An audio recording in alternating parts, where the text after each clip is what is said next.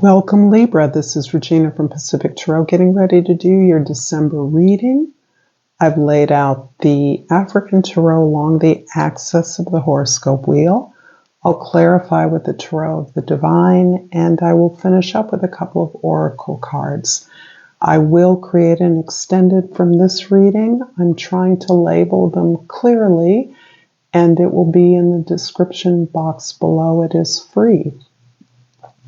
I also am going to ask you to like, share, comment, and subscribe to my channel. I always do it at the end, but I realize some of you don't make it that far. It's difficult for me to stop midway in a reading when it would be more appropriate for me to make that ask and for you to make those decisions. However, what I do want you to know is that I appreciate your time and I feel all the support that you do give me. And so thank you in advance for that. Let's get started with your overall energy for December, Libra. The Three of Wands. This is an indication that you are expanding something exponentially. You're growing something that you have already possibly begun. You may have put the pieces together of an enterprise that you are now facing toward the world. You're facing towards unfamiliar territory, ways that you can bring your services, your products, your interests, your information to new markets, new locations, new cultures, a diversity of communities. So this is a tremendous card of growth and expansion. You're excited about this, and you may be looking at what has been done in the past as a way of getting information or getting inspiration about new directions that you can take, new ways you can grow. So this may be about looking at the way things have been done by others in the past as a way of orienting the way that you are going to expand. In the 10th house, your social identity, the way others see you, the Eight of Swords. You are bringing a lot of experience, a lot of ideas. You are mediating many ideas and a lot of information from other spheres, other activities, other businesses, other enterprises like yours, in order to consider the best way forward. I don't consider this to be so much about you being anxious about the direction you're going to take.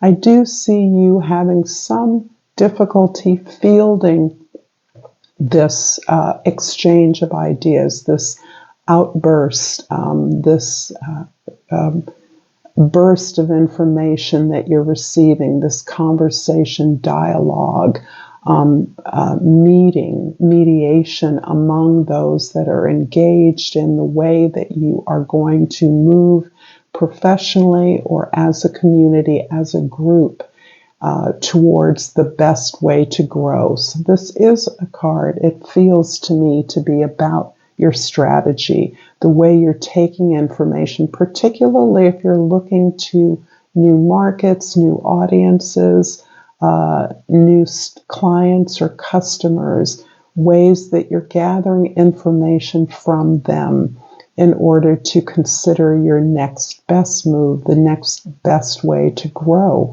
what it is that you've begun, what it is you're working on. In the first house, the Knight of Pentacles, you're taking your time. You are creating a plan. You may be at a visible standstill in terms of considering all the possibilities concretely.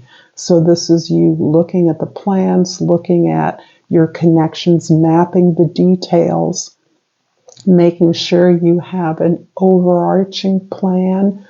This can be a business plan if you're working on growing a business. This can be some kind of outline or map of the way that you are proceeding now This can also be you're creating a longer term plan with your associates, and you're in some position to hold the reins here. You're allowing, this can literally be an opportunity where you are in retreat, considering possibilities, looking at the way that you want to focus your growth in the new year as part of a team. In the 4th house, we have your foundation, the Ace of Pentacles. I like this. This is really about manifesting the foundation of prosperity, of wealth, of abundance. And this is you putting your ideas into a bigger container, into a bigger vision from which you can build on the details that you are considering. This is you activating the plan, manifesting your forward motion, the growth of your business, the opportunities that are joining you, that are moving towards you in the world through the work that you are doing now. So having a plan, having a vision, considering strategies, pulling together your resources are all in preparation to manifesting this portal of abundance, this building something that is long lasting and of practical service. In the 7th house, your significant relationships, you are looking at exactly the way in which you agree to work together as a team. This is in large part based on the work that you've done within Libra in consideration of your customary habits when it comes to working with others. And this customary habit includes overgiving, taking responsibility as the provider, the caretaker, the one who oversees the distribution of resources, time, talent, and balances out that on behalf of the organization. That can be a very productive role for you in terms of human resources, in terms of supporting others to do their work in the best way possible. However, your clarity on this point of how much you can give and what your expectation of receipt is based on your effort is influencing all the relationships in this group. And that's why I'm seeing you as a manager of people and their responsibilities as a healthy way to manage your own expectations, to make sure that you are allowing yourself to receive the rewards for your efforts in a way that's equitable. This isn't about making everybody the same, but this is making sure that everyone puts their best effort forward, that expectations are based on the strengths of individuals, and that each is encouraged to participate, to be a leader, to follow, to learn from others at every opportunity.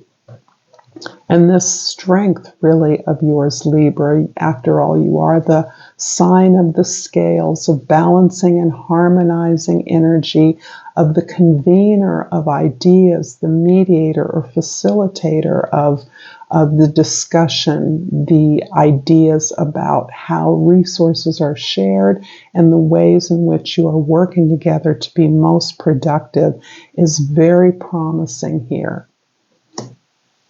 I'm going to focus now on the 10th house and clarify the 8 of Swords with the Queen of Cups in the 9th house and the 9 of Wands in the 11th house.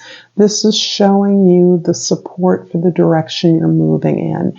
And I'm happy to see the Queen of Cups here in your 9th house as a reminder to balance out your energies, to allow yourself the experience of your emotions, the caring that you give so easily to others, to make sure that you're caring for yourself.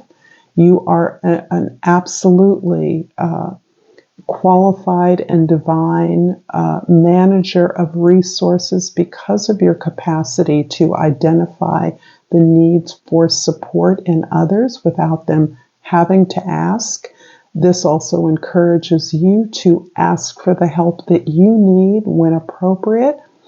And this shows me that you have gained incredible experience in this realm of management, of balancing the resources, managing people, supervising, so that you are now in a position to feel particularly empowered that you're working on a project. This can be part of a business that you're doing, a consultancy within a business. The idea that your business is a consultancy that comes and supports other businesses to manage resources and human resources in the best way possible. But it also means that you are becoming adept at identifying what it is you need and that you are determined. You have done this for so long. You've learned a lot and it hasn't been easy. But you're now in a position to understand how this works best at a human level in your current enterprise. You're able to convene conversations and understand that you are only facilitating a flow of ideas. You are not responsible for the direction that you collectively agree to take. And that relieves you of a lot of anxiety and concern and worry. You're able to detach yourself from your emotions appropriately, but to employ your compassion, your sense and desire to support others and to receive the support that you need that makes you determined and persevering in making this work. You're very close to a success here, and you can feel this. I hope this reading is resonating for you, Libra. I'm going to pull a flora and fauna of Africa and ask you, if you're resonating with this reading, to like this video, to share this with someone who may enjoy it, to comment below, and to subscribe to my channel, Pacific Tarot. And I pulled the Cape honeybee, and the plant that goes with it is the honeysuckle, and the key word is sweetness.